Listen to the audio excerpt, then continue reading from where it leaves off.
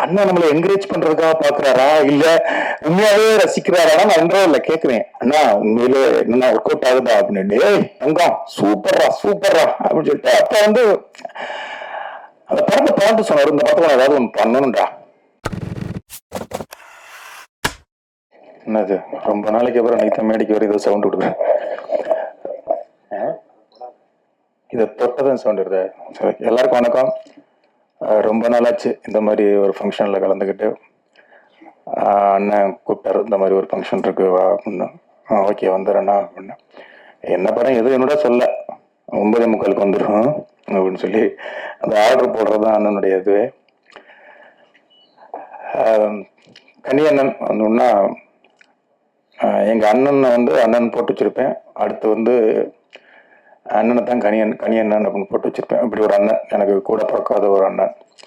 ரெண்டு பேருமே வந்து நான் பசங்களை தூக்கிக்கிட்டு ஒவ்வொரு ஆஃபீஸாக ஏறி இறங்குவேன், அவர் நாடோடிகளை தூக்கிக்கிட்டு ஏறி இறங்குவார். ஒன்று நான் மீட் பண்ணிட்டு வெளில வரும்போது இவர் எதுக்கு வருவார், இல்லை இவர் மீட் பண்ணிட்டு வெளில வரும்போது நான் உள்ளே போவேன்.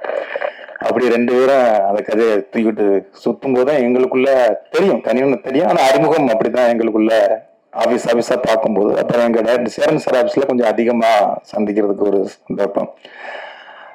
அப்புறம்தான் வந்து சசிகுமார் சார்ட்ட கதை ஓகே பண்ணிட்டு போனா, அண்ணன் ஆல்ரெடி அங்கே உட்காந்துருக்காரு. வந்துட்டியா, வா வா நான் முன்னாலே உட்காந்துட்டேன் அப்படின்னு சொல்லி அங்கே சசிகுமார் சார் ஆஃபீஸில் தான் எங்களுக்கான நெருக்கம் அதிகமாகுது. அப்போ பசங்க படத்தில் அந்த கதை ஜேபி சார் நடித்த அந்த வாத்தியார் கேரக்டர் அண்ணன் தான் கதை சொல்கிறேன்.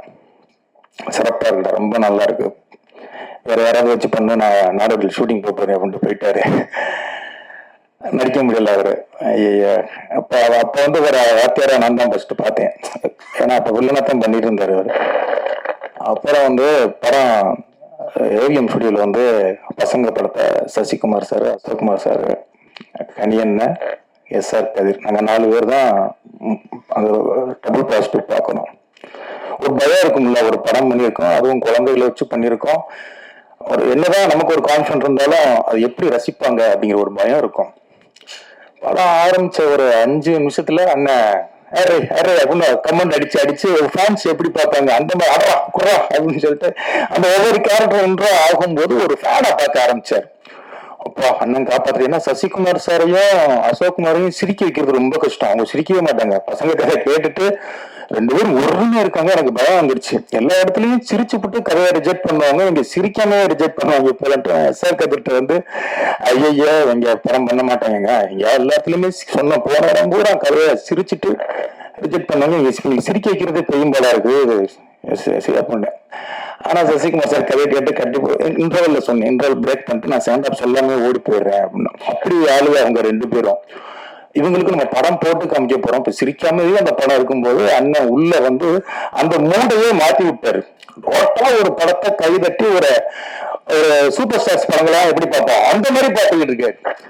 அண்ணன் நம்மள என்கரேஜ் பண்றதுக்காக பாக்குறாரா இல்ல உண்மையாவே ரசிக்கிறாரா? நான் இன்டர்வியூல கேக்குறேன், அண்ணா உண்மையிலே என்ன ஒர்க் அவுட் ஆகுதா அப்படின்னு. ஏய் தங்கம் சூப்பர்ரா சூப்பர்ரா அப்படின்னு சொல்லிட்டு அப்ப வந்து அந்த படத்தை பார்த்து சொன்னாரு, இந்த படத்தை ஏதாவது ஒன்று பண்ணணும்டா சொல்றா அப்படின்னாரு.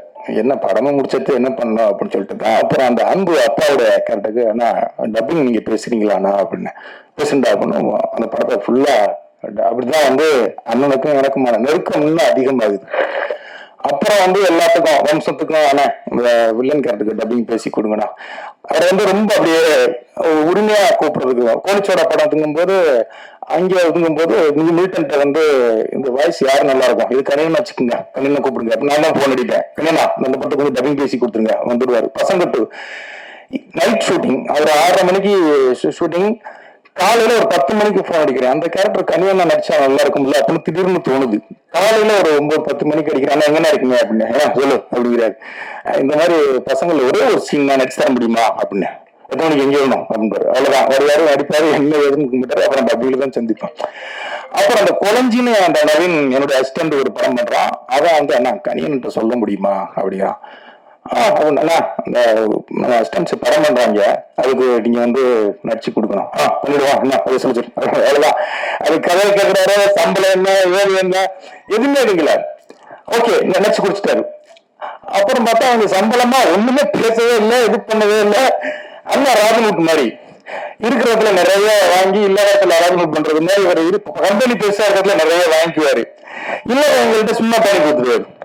அப்புறம் ஒரு நாள் எப்பனா போயிட்டு இருக்கு அப்படின்னு, வேண்டாம் பொண்ணு வைக்கிறதுல பூ வைக்கிறோம்னு சொல்லுவாங்க, எங்கள்கிட்ட பொட்டு கூட வைக்க மாட்டாங்க போல அப்படிங்கிறாரு. ஒண்ணுமே கொடுக்கல.